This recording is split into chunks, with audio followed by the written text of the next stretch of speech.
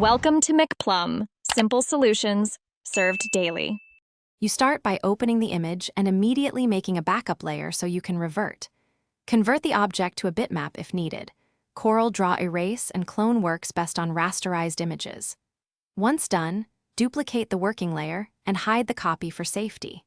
Make sure to zoom where the text sits, choose a suitable brush size, and select the eraser tool or clone tool depending on whether you will remove or replace pixels. Begin erasing roughly around the characters to expose the background. Now refine the area using the clone tool to paint in background texture. You sample from adjacent clean areas with Alt-click. Use a low hardness and variable opacity so clone pixels blend naturally into patterns or gradients. Work in passes. First block out shapes roughly, then switch to a smaller brush for fine edges.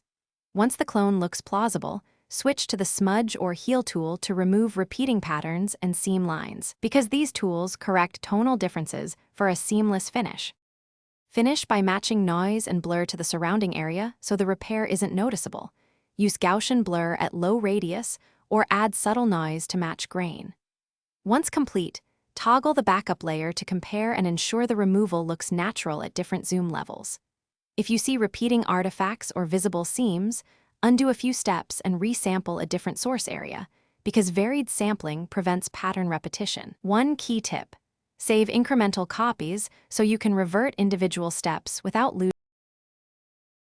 Thanks for watching. Stay juicy and subscribe.